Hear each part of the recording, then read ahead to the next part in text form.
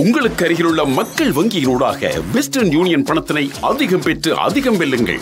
1 million ரூபாய் பெறுமதியான பரிசு வாய்ப்புகளை பெறுங்கள். சகல மாதமும் வெற்றியாளர்கள் 25 பேருக்கு 10,000 ரூபாய் பெறுமதியான பொருட்கள் பொதி. மக்கள் வங்கி கிளையில் வெஸ்டர்ன் யூனியன் பணத்தை அதிகம் பெற்றுக் கொள்ளுங்கள். 2021 ஜனவரி 31 வரை மாத்திரம். இன்னும் சில வினாடிகளில் எமது செய்திகளை நீங்கள் கேட்கலாம். மக்கள் வங்கியினூடாக வெஸ்டர்ன் யூனியன் பணத்தினை அதிகம் பெற்று மில்லியன் ரூபாய் பெறுமதியான பரிசு வாய்ப்புகளை பெறுங்கள். இது இலங்கை ஒலிபரப்பு கூட்டுத்தாபனம்.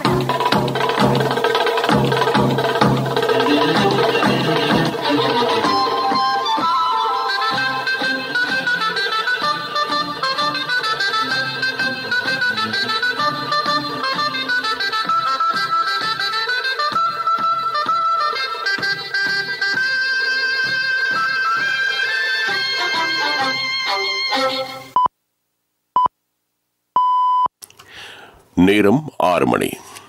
இலங்கை ஒலிபரப்பு கூட்டுத்தாபனம் செய்திகள். செய்தி ஆசிரியர் MC நஜிமுதீன், வாசிப்பவர் J. யோகராஜ். முதலில் தலைப்புச் செய்திகள். கிராமிய பொருளாதாரத்தை அபிவிருத்தி செய்ய 4 குழுக்களின் கீழ் வேலை திட்டம். COVID-19 தொற்றாளர்கள் 369 பேர் நேற்று இனம் காணப்பட்டனர். எதிர்வரும் 5 வருட காலப்பகுதியில் நாடு பூராகவும் 15 தொழிற்பேட்டைகளை ஆரம்பிக்க நடவடிக்கை. 2020ஆம் ஆண்டுக்கான ஒதுக்கீட்டு சட்டமூலத்துக்கு பாராளுமன்றத்தில் அங்கீகாரம். ஈரானின் அணுசக்தி மற்றும் ஏவுகணை நிகழ்ச்சி திட்டங்களை நிறுத்துவதற்கு முன்வருமாறு சவுதி சர்வதேச சமூகத்திடம் வேண்டுகோள். அவை தலைப்புச் செய்திகள். இனி விரிவான செய்திகள். கிராமிய பொருளாதாரத்தை கட்டியெழுப்பும் தேசிய வேலை திட்டம் ஆரம்பிக்கப்பட்டிருப்பதாக அரசாங்கம் தெரிவித்துள்ளது. சுபீட்சத்தின் நோக்கு கொள்கை திட்டத்துக்கு அமைவாக ஜனாதிபதி செயலணி மற்றும் பிரதமர் அலுவலகத்தின் வழிகாட்டுதலின் பேரில் சகல அமைச்சுக்கள் மற்றும் ராஜாங்க அமைச்சுக்களின் பங்களிப்பின் இந்த வேலை திட்டம் முன்னெடுக்கப்படுகிறது. இதற்காக 4 பிரதான குழுக்கள் அமைக்கப்பட்டிருக்கின்றன.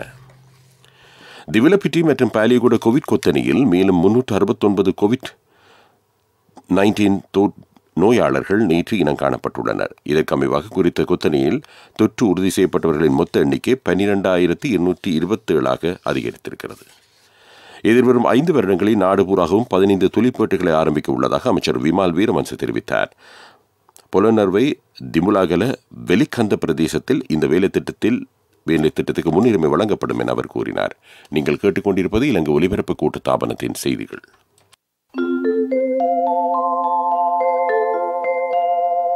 மக்கள் வங்கியினூடாக வெஸ்டர்ன் யூனியன் பணத்தினை அதிகம் பெற்று மில்லியன் ரூபாய் பெறுமதியான பரிசு வாய்ப்புகளை பெறுங்கள். 2020ஆம் ஆண்டுக்கான ஒதுக்கீட்டு சட்டம் மூலம் நேற்று வாக்கெடுப்பின்றி பாராளுமன்றத்தில் நிறைவேற்றப்பட்டது. நிதி அமைச்சரும் பிரதமருமான மஹிந்த ராஜபக்ச பிரேரணையை சமர்ப்பித்து உரையாற்றினார். எதிர்க்கட்சியின் ஆட்சேபனைகளை குறித்துக் கொண்டதாக சபாநாயகர் மஹிந்த அபேவர்தன அறிவித்தார்.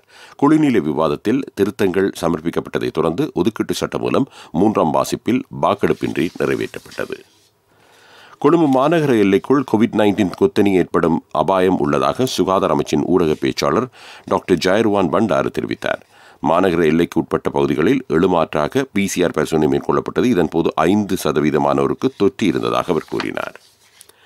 அரசு விடுமுறை தினங்களான நாளையும் நாளை மறுதினமும் பயணிகள் போக்குவரத்துக்கான சகல ரயில் சேவைகளும் ரத்து செய்யப்பட்டுள்ளன. வழமையான அலுவலக ரயில்களும் பிரதேசங்களுக்கு இடையிலான ரயில்களும் திங்கட்கிழமை தொடக்கம் மீண்டும் சேவையில் ஈடுபடுத்தப்படும் என்று ரயில்வே பொது முகாமையாளர் அறிவித்துள்ளார். தனிமைப்படுத்தப்பட்ட பிரதேசங்களில் விதிக்கப்பட்டிருக்கும் கட்டுப்பாடுகளை மீறும் நபர்களை கைது செய்யும் விசேட நடவடிக்கை ஆரம்பிக்கப்பட்டுள்ளதாக போலீசார் அறிவித்துள்ளனர். இதற்காக நவீன தொழில்நுட்பத்துடன் கூடிய ட்ரோன் கேமராக்கள் பயன்படுத்தப்படுவதாக போலீஸ் ஊடக பேச்சாளரான பிரதி போலீஸ் மா அதிபர் அஜித் ரோஹன தெரிவித்தார்.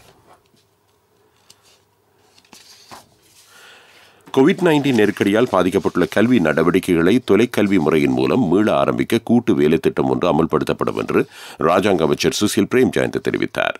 பாடசாலை மாணவர்களின் 3ஆம் தவணைக்கான பாடங்களை பூர்த்தி செய்வதற்காக இம்மாதம் 15ஆம் தேதி முதல் விசேட வேலை திட்டம் ஒன்று முன்னெடுக்கப்படும் என்று அவர் கூறினார். தரம் 3 இருந்து கல்வி பொது தராதர பத்திர சாதாரண தரம் வரையிலான வகுப்புகளின் பாடங்களை பூர்த்தி செய்யும் வகையில் பிரபல ஆசிரியர் குழாமின் பங்கேற்புடன் குறிப்பிட்ட பாடங்களை தொகுத்து ஒலிப்பதிவு செய்யும் நடவடிக்கை இந்த நாட்களில் இடம்பெற்று வருகிறது. இதன் பின்னர் தொலைக்காட்சி மற்றும் வானொலி ஊடாக வாரத்தில் 7 நாட்களும் வீட்டில் இருந்தவாறு மாணவர்கள் நிகழ்ச்சியில் பங்கேற்க சந்தர்ப்பம் கிட்டும். தமிழ் மற்றும் சிங்கள மொழி மூல மாணவர்களுக்காக இந்த நிகழ்ச்சி திட்டம் முன்னெடுக்கப்பட்டுள்ளது. இது தவிர ஆன்லைன் ஊடாகவும் இந்த வசதி கிடைக்கவிருக்கிறது. இந்த நிகழ்ச்சியில் பங்கேற்க முடியாமல் போகும் மாணவர்களுக்கு பாட விதானங்களுக்கு அமைய தயாரிக்கப்பட்ட பாடங்களை தமது பாடசாலைகள் ஊடாக பெற்றுக்கொள்ளும் முறை வழங்கப்பட்டுள்ளது.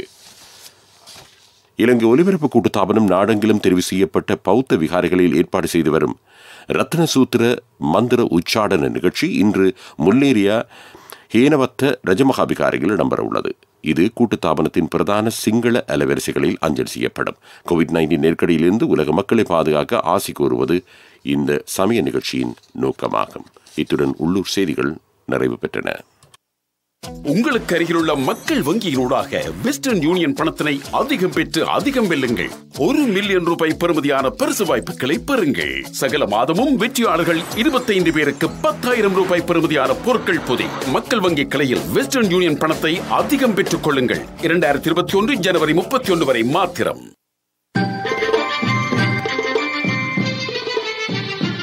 பிரதான செய்தி வழங்குவோர் ஒவ்வொரு வீட்டிலும் இருக்க வேண்டிய வீட்டு வைத்தியர் சித்தாலேப. உயர்கல்வி நிறுவனங்கள் இல்லாத 10 மாவட்டங்களில் பல்கலைக்கழகங்களை அமைக்க அரசு திட்டமிட்டுள்ளது. இதற்குரிய கட்டுமான பணிகளை விரைவில் ஆரம்பிப்பது பற்றி கல்வி அமைச்சர் பேராசிரியர் GL பீரிஸ் தலைமையில் கல்வி அமைச்சர் நேற்று நடைபெற்ற கூட்டம் ஒன்றில் கவனம் செலுத்தப்பட்டது. மாவட்டந்தோறும் பல்கலைக்கழகங்களை அமைக்கும் திட்டம் அரசாங்கத்தின் கல்விக் கொள்கையில் உள்ளடக்கப்பட்டிருக்கின்றமை குறிப்பிடத்தக்கது. அது பிரதான செய்தி. அடுத்து வருவது உங்கள் கவனத்துக்கு.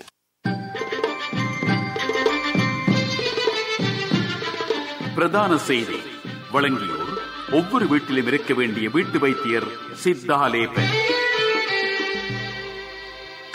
உங்கள் கவனத்திற்கு. தீபாவளி பண்டிகையை கொண்டாடும் விதம் பற்றி சுகாதார அமைச்சு அறிவுறுத்தல்களை வழங்கியுள்ளது. பண்டிகையின் போது கோவிட்-19 வைரஸ் பரவலை தடுக்கும் விடயத்தில் மிகுந்த கவனம் செலுத்த வேண்டும். மக்கள் ஒன்று கூடுவதை தவிர்த்து தற்போது இருப்பிடங்களில் தங்கியிருக்க வேண்டும். குடும்ப உறுப்பினர்களுக்கும் நண்பர்களுக்கும் உறவினர்களுக்கும் தொலைபேசி மூலம் தொடர்பு கொண்டு வாழ்த்து தெரிவிக்குமாறு கேட்கப்பட்டுள்ளது. அதிகளவானோர்களை கூட்டி விருந்துபசாரம் நடத்துவதையும் தவிர்க்க வேண்டும் என வலியுறுத்தப்பட்டுள்ளது. அது உங்கள் கவனத்துக்கு. அடுத்து வருவது உலகச் செய்திகள். உலகச் செய்திகள்.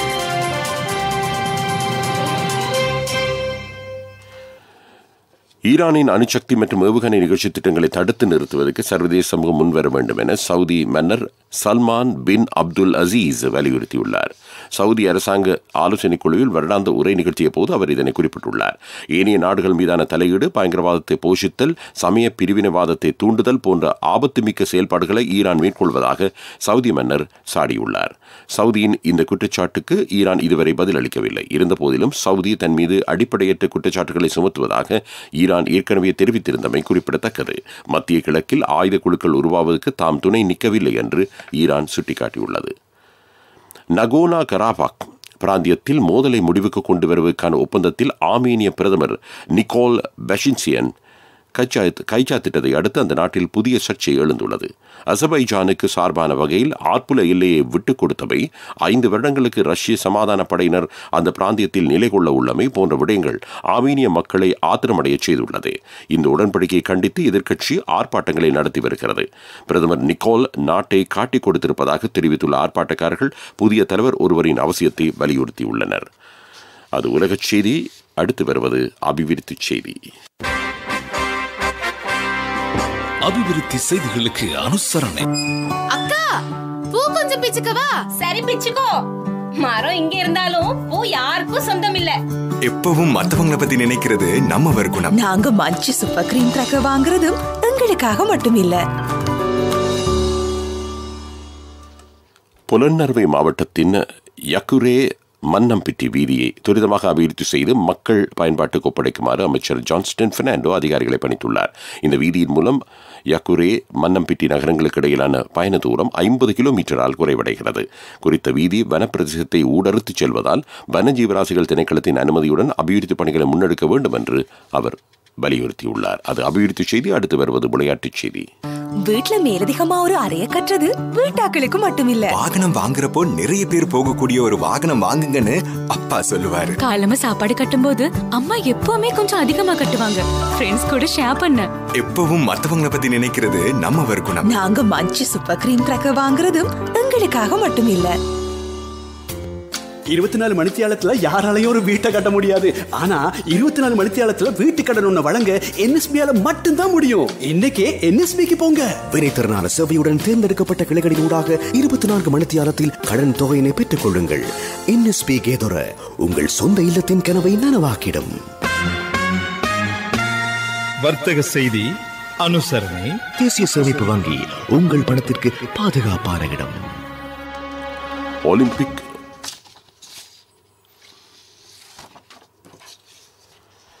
நாட்டில் சீனிக்கு தட்டுப்பாடு இல்லை என அமைச்சர் பந்துல குணவர்தன தெரிவித்துள்ளார். போதிய அளவு சீனி கையிருப்பில் உள்ளதாக அவர் கூறினார். நிர்ணய விலைக்கு சீனியை விநியோகிப்பது வர்த்தகர்களின் பொறுப்பாகும். நிர்ணய விலையை விட அதிக விலைக்கு சீனியை விற்பனை செய்பவர்களுக்கு எதிராக சட்ட நடவடிக்கை எடுக்கப்படும் என்று அமைச்சர் தெரிவித்துள்ளார். அது வர்த்தக செய்தி. அடுத்து வருவது பொருளாதார செய்தி. வர்த்தக செய்தி அனுசரணை. தேசிய சேமிப்பு வங்கி உங்கள் பணத்திற்கு பாதுகாப்பான இடம். 24 மணித்தியாலத்துல யாராலையும் ஒரு வீட்டை கட்ட முடியாது. ஆனா 24 மணித்தியாலத்துல வீட்டு கடன் ஒண்ணு வழங்க NSBயால மட்டும்தான் முடியும். இன்னைக்கே NSBக்கு போங்க. வினைத்திறனான சேவையுடன் தேர்ந்தெடுக்கப்பட்ட கிளைகளின் ஊடாக 24 மணித்தியாலத்தில் கடன் தொகையினை பெற்றுக் கொள்ளுங்கள். NSB கேதொர உங்கள் சொந்த இல்லத்தின் கனவை நனவாக்கிடும். பொருளாதார செய்திகள் அனுசரணை. இப்போதான் சந்தோஷமா பள்ளிக்கூடம் போறாள். எல்லாம் நீங்கள் சைக்கிள் வாங்கி கொடுத்ததால. LOLC கிரெடிட் கார்டு இருந்ததால நினைச்ச உடனே வாங்கி கொடுக்க கூடியதா இருந்துச்சு. LOLC ஃபைனான்ஸ் கடன் அட்டை உங்களை மேலும் உயர்த்திட. பெரும்போகத்தில் 8,17,000 ஹெக்டேர் பரப்பில் நெற்செய்கை மேற்கொள்ளப்படவிருப்பதாக விவசாய பணிப்பாளர் நாயகம் WMW வீரகோன் தெரிவித்துள்ளார். சிறுபோகத்தில் சிறந்த அறுவடை கிடைத்தால் விவசாயிகள் பெரும்போக செய்கையில் ஆர்வம் காட்டுவதாக அவர் குறிப்பிட்டார். நெற்செய்கைக்கு தேவையான உரத்தை விநியோகிப்பதற்கு நடவடிக்கை எடுத்திருப்பதாகவும் விவசாய பணிப்பாளர் நாயகம் மேலும் தெரிவித்தார். அது பொருளாதார செய்தி. இறுதியாக வானிலை அறிக்கை. ஐயோ என்னப்பா இவங்க போக மாட்டேங்கிறாங்களே. ஏய் அந்த வாகனம் ராஜா அண்ணே. தம்பி என்ன அவசரமா? இல்ல அண்ணே, இப்ப காசு தான் அவசரம். உண்மையாவா? காசு அவசரம்னாலும் தம்பி அவசரப்படாதீங்க. எந்த ஒரு LOLC ஃபைனான்ஸ் கிளையிலும் 3-வீல் புத்தகத்தை வச்சு காசை வாங்கி கொள்ளுங்க. LOLC ஃபைனான்ஸ் வீல் புத்தகத்துக்கு கேஷ், 3-வீல் புத்தகத்துக்கு உடனடியாக கையில் கேஷ். காலநிலை அறிக்கை. நாட்டின் பல பாகங்களில் பிற்பகல் 1 மணிக்கு பின்னர் மழையோ இடியுடன் கூடிய மழையோ பெய்யக்கூடும் என்று வளிமண்டலவியல் திணைக்களம் எதிர்வு கூறியுள்ளது. வடக்கு கிழக்கு மாகாணங்களினதும் அம்பாந்தோட்டை மாவட்டத்தினதும் கரையோர பிரதேசங்களில் காலை வேளையில் மழை பெய்யலாம். மேல், சப்ரகமோ, தென், மத்திய மற்றும் வடமேல் மாகாணங்களின் சில இடங்களில் 100 மில்லிமீட்டருக்கும் அதிகமான மழை வீழ்ச்சி பதிவாகலாம் என திணைக்களம் விடுத்துள்ள அறிக்கையில் குறிப்பிடப்பட்டுள்ளது. இறுதியாக மீண்டும் தலைப்புச் செய்திகள். கிராமிய பொருளாதாரத்தை அபிவிருத்தி செய்ய 4 குழுக்களின் கீழ் வேலை திட்டம். COVID-19 தொற்றாளர்கள் 369 பேர் நேற்று இனம் காணப்பட்டனர். எதிர்வரும் 5 வருட காலப்பகுதியில் நாடு பூராகவும் 15 தொழிற்பேட்டைகளை ஆரம்பிக்க நடவடிக்கை. 2020ஆம் ஆண்டுக்கான ஒதுக்கீட்டு சட்டமூலத்துக்கு பாராளுமன்றத்தில் அங்கீகாரம். இத்துடன் செய்திகள் முடிவடைந்தன.